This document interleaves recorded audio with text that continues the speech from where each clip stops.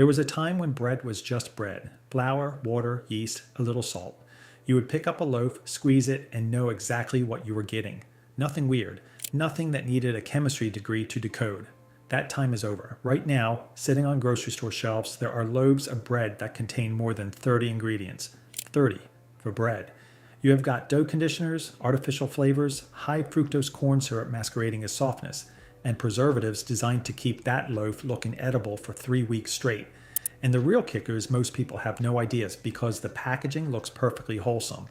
Here's the thing, bread is supposed to be one of the most basic foods in human history, but modern commercial baking has turned it into something closer to edible foam engineering than actual food. And when your sandwich bread can outlast fresh produce by 2 weeks, you have to start asking some uncomfortable questions. So today we are ranking 5 bread brands you need to walk right past and 5 that are actually worth putting in your cart. We will break down what is in them, what they taste like, and why some of these brands get away with selling glorified chemistry experiments at a premium price. Because life is too short to eat bread that tastes like a slightly flavored sponge. Let us get into it. The skip list, 5 brands to avoid. Number 5, Wonder Bread Classic White. Wonder Bread has been around since 1921, and honestly, it shows. This loaf is a relic, not in a charming vintage way, but in a we have not updated the formula because why bother kind of way. Wonder Bread Classic White is essentially the founding document of industrialized American bread.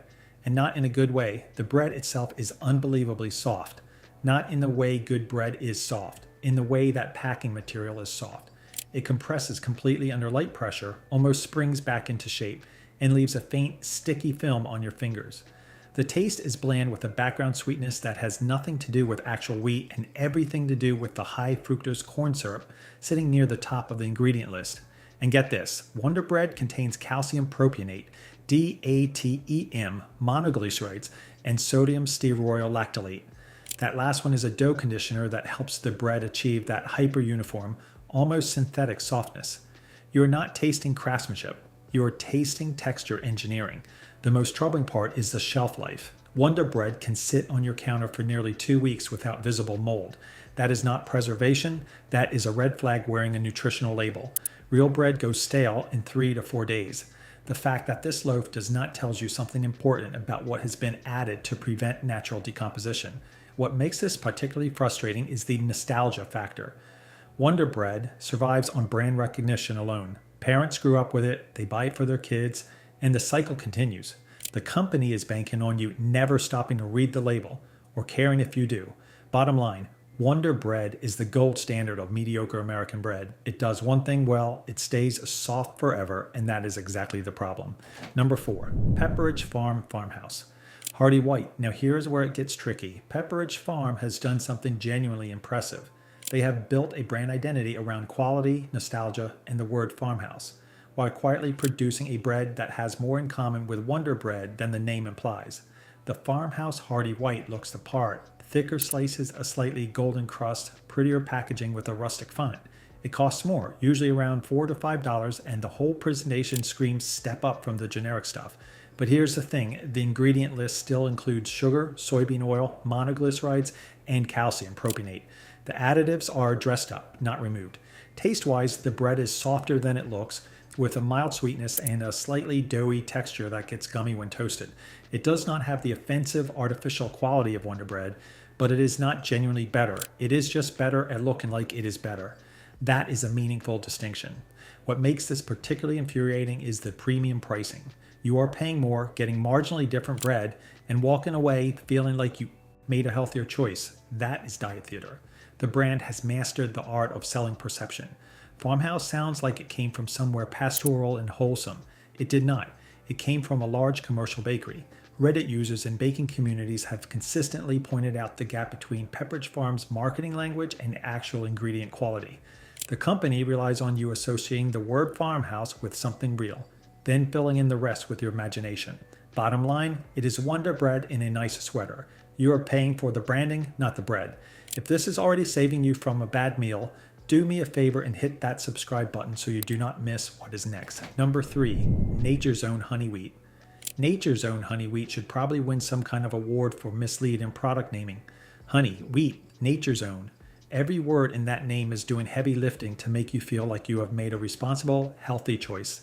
And get this, the bread is not substantially different from white sandwich bread in terms of nutrition or ingredient integrity. The ingredient list starts well enough: enriched wheat flour, water, and then spirals. Honey shows up on the label, but it is so far down the list it is essentially decorative. The dominant sweetener is actually high fructose corn syrup, which undercuts the entire honey wheat premise. Meanwhile, the bread contains DATEM, sodium stearoyl lactylate, calcium propionate, and soybean oil. The wheat germ and bran that would make this genuinely wheat bread have been processed out. In terms of texture, this bread is dense and slightly gummy. Toast it and it gets a little better, a faint sweetness comes forward, but it never achieves the nutty, earthy quality of actual whole wheat bread. It is beige bread pretending to be brown bread. The real kicker is the health halo effect. Studies on consumer behavior consistently show that wheat on packaging leads buyers to assume lower sugar and higher fiber content, even when neither is meaningfully true. Nature's Own absolutely knows this. The brand is targeting health-conscious shoppers who do not have time to flip the loaf over and actually read what is in it. What makes this particularly frustrating is that at around $3 to $4 a loaf, it is priced above basic white bread, specifically because the wheat label commands a premium. You are paying more for worse nutrition perception dressed up in better packaging. Bottom line, it is not honey, it is barely wheat, and it is definitely not Nature's Own anything. Skip it. And if you are finding this ranking useful, hit the like button. It really helps the channel cut through the noise. Number 2, Sara Lee Classic White Bread. Sara Lee is a fascinating case study in brand survival. This is a company that has coasted on dessert credibility, their cheesecakes, their pound cakes, and parlayed that goodwill into a bread line that simply should not benefit from the association. The classic white bread exists because the Sara Lee name makes people feel comfortable, not because the bread earns that comfort. The ingredient list on Sara Lee Classic White runs long.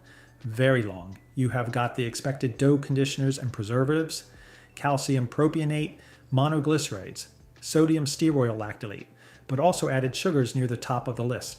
The bread achieves an extremely soft, slightly tacky texture that feels almost plastic between your fingers.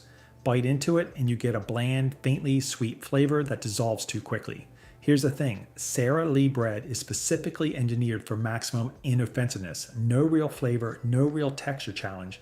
Nothing that would make you dislike it, but also nothing that would make you enjoy it. It is edible packaging for your sandwich fillings. The bread is not the point, the familiarity is. At around $3 per loaf, Sara Lee positions itself as a mid-range option. Not as cheap as store brands, not as premium as specialty loaves. This no man's land pricing works because shoppers associate the Sara Lee name with quality without ever questioning whether the bread actually delivers it. What makes this particularly disappointing is how long this brand has had to get better. Sara Lee has been baking bread for decades. The technology and ingredients to make a genuinely better product exist. They simply choose not to use them because the current formula is profitable and familiar.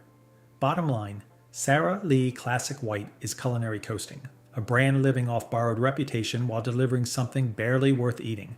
Number 1 on the skip list, Arnold Country White. Arnold bread has built its entire identity around sounding artisan. Arnold, country, hearty. The fonts are earthy, the packaging suggests craft, and the pricing, often $5 and above, firmly places this in premium bread territory. And that is exactly why it earns a top spot on the skip list. It charges you more to deceive you harder. Arnold Country White is soft to the point of structural failure. Press it gently and it leaves a permanent dent. Toast it and it gets slightly better, but the interior stays gummy rather than achieving anything resembling actual crumb structure. The flavor is dominated by a strange sweetness, not from anything natural, but from the sugar sitting second in the ingredient list. And get this, Arnold Country White contains sugar, soybean oil, monoglycerides, DATEM, calcium propionate, and sodium stearoyl lactylate. The same lineup of industrial baking chemistry you will find in Wonder Bread, just priced roughly $2 higher. You are essentially paying a premium for packaging that signals quality while the ingredients underneath tell a completely different story. But here is where it gets tricky. Arnold has done something clever. They also sell genuinely better products, seeded loaves, whole grain options that have cleaner ingredient lists. This allows the brand to maintain credibility with ingredient-conscious shoppers while keeping the cheap-to-make white bread profitable. The good products provide cover for the mediocre ones. What makes this particularly maddening is that shoppers who have had a positive experience with Arnold's Better Loaves often extend that trust to everything with the Arnold name on it. That is exactly the psychological trap the brand is counting on. Bottom line, you are paying $5 for Wonder Bread wearing a flannel shirt. Do not do it. The buy list. 5 brands worth your money. Number 5, Dave's Killer Bread. Good seed. Dave's Killer Bread announced itself loudly when it hit mainstream shelves, and for once, the hype was partially justified. The good seed variety leads with whole grain wheat, followed by a seed blend, sunflower seeds, millet, flax seeds, sesame seeds, that you can actually see in every slice. This is not bread pretending to have seeds. The seeds are there, they contribute texture, and they change how the bread tastes. The texture is genuinely dense without being heavy. It has a real chew, the kind that makes your jaw work slightly, the way actual whole grain bread should. Toast it, and the seeds toast too, adding a nutty, slightly bitter edge that plays well against the mild tang of the whole grain base. It holds together. It does not compress into a gummy ball when you bite it. The ingredient list is noticeably shorter and cleaner than anything on the skip list. Whole grain wheat flour, water, cane sugar, seeds, oat fiber, vinegar. Cane sugar rather than high fructose corn syrup. No monoglycerides, no sodium stearoyl lactylate. The bread actually goes stale in about 5 to 6 days, which sounds like a drawback but is actually proof that it is made differently. The real kicker is the price. Dave's runs around $5 to $6 a loaf, which is on the higher end of supermarket bread. But here's the thing, you are actually getting something different for that money. The ingredient quality justifies the price in a way that Arnold Country White absolutely does not. Bottom line, Dave's Good Seed is loud, dense, and genuinely full of what it says it is full of. If you have never had bread that actually requires chewing, this is your entry point. Number 4, Ezekiel. 4-9 sprouted grain bread by Food for Life. Ezekiel bread occupies a genuinely unusual category. It is not made from flour. It is made from sprouted whole grains, wheat, barley, millet, lentils, soybeans, spelt.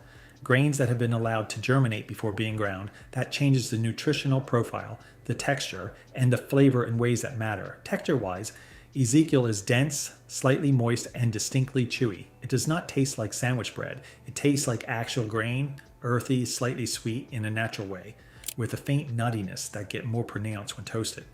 First-time buyers often find it surprising. That is not a bad thing. That is what bread with real ingredients tastes like when you have spent years eating engineered softness. Here's the thing. The ingredient list on Ezekiel bread contains 0 flour, 0 added sugar, 0 preservatives, and 0 dough conditioners, sprouted grains, water, yeast, sea salt, and gluten. That is it. No calcium propionate, no DATEM, no monoglycerides. This is why it lives in the refrigerator section. Without preservatives, it goes stale quickly and needs cold storage.